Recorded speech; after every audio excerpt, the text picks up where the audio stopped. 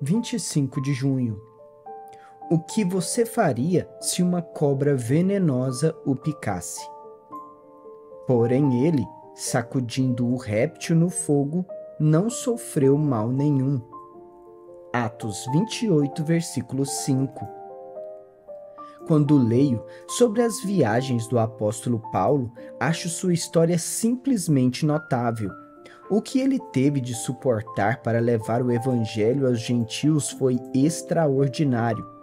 Por exemplo, em 2 Coríntios 11, versículo 25, Paulo nos diz que durante o curso de seu ministério, ele naufragou 3 vezes. Ele escreve: em naufrágio 3 vezes, uma noite e um dia passei na voragem do mar. Esse versículo é um pouco misterioso, porque somente um naufrágio está registrado no livro de Atos.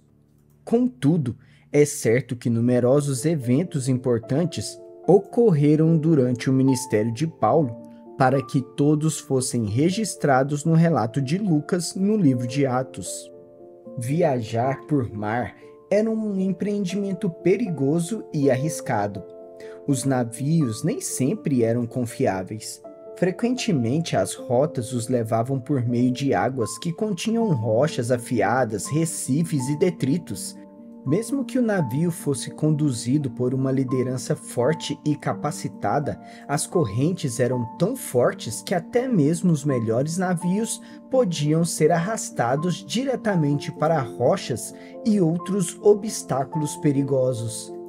Em Atos 27, lemos que Paulo estava viajando a bordo de um navio que colidiu com rochas e se partiu em pedaços. Naquele momento de crise, Paulo se tornou o homem de Deus a bordo do navio. Ele falou a palavra de fé à tripulação e aos passageiros e logo estava no comando de toda a situação. Após chegarem à ilha de Malta, Paulo trabalhou com os outros membros da tripulação para juntar madeira a fim de fazerem uma fogueira. Aparentemente, uma víbora estava escondida nos gravetos que ele carregava para colocar no fogo. Quando Paulo jogou a madeira nas chamas, aquela serpente saiu do feixe de madeira e picou sua mão. Atos 28, versículo 3, diz: tendo Paulo ajuntado e atirado à fogueira um feixe de gravetos, uma víbora, fugindo do calor, prendeu-se-lhe à mão. A palavra víbora vem da palavra grega ekdna, que se refere a uma serpente extremamente venenosa. O versículo diz que ela prendeu-se-lhe à mão. A palavra prendeu vem da palavra grega katapto, que significa prender fortemente. Essa serpente mordeu profundamente o apóstolo Paulo. Ela não só o mordeu, mas também injetou seu veneno na mão dele, porque a palavra katapto também significa introduzir veneno no corpo. Aquela víbora afundou suas presas profundamente na carne de Paulo e então liberou toda sua carga de veneno na mão dele. É por isso que Atos 28, versículo 4 diz: quando os bárbaros viram a víbora pendente da mão dele, disseram uns aos outros: certamente este homem é assassino, porque, salvo do mar, a justiça não o deixa viver. Porém, o que Paulo fez? Ele sacudiu aquela serpente. Atos 28, versículo 5 diz: porém ele, sacudindo o réptil no fogo, não sofreu mal algum.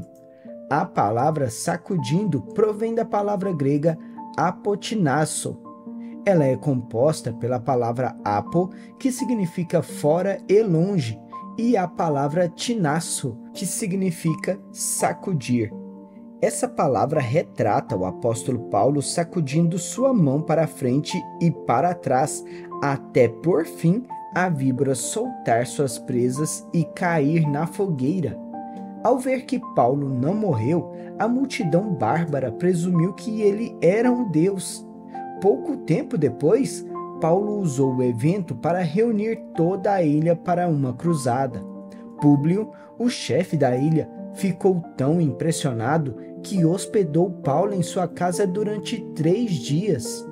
Enquanto esteve lá, Paulo impôs as mãos sobre o pai de Públio, que estava enfermo de disenteria, ardendo em febre. Atos 28, versículo 8. O homem foi milagrosamente curado e logo toda a ilha estava em avivamento.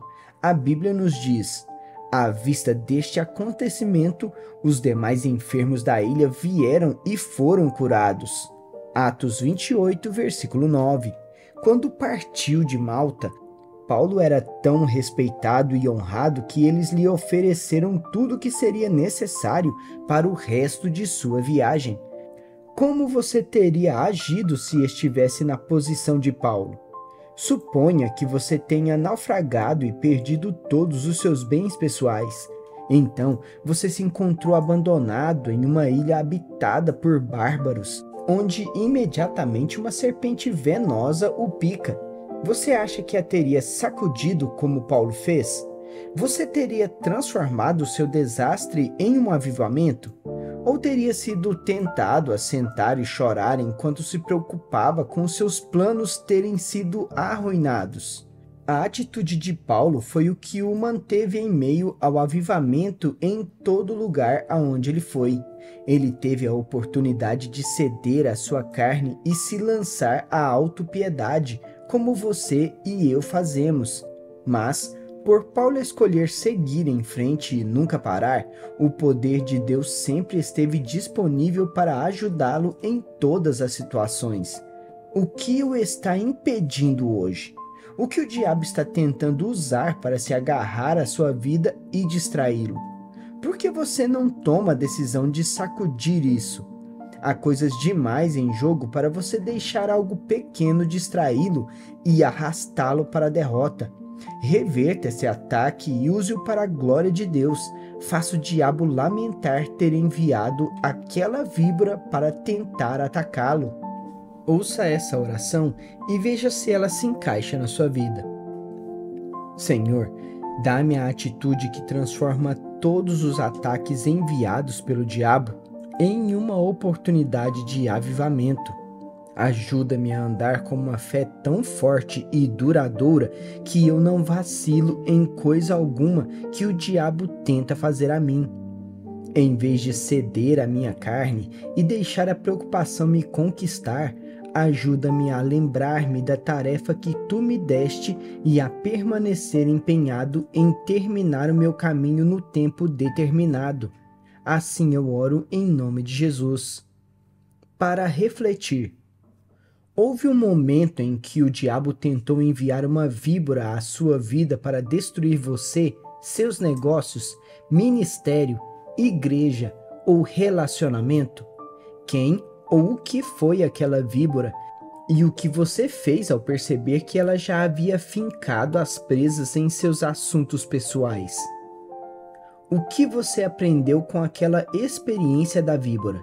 O que você faria de maneira diferente hoje do que fez quando tal evento ocorreu?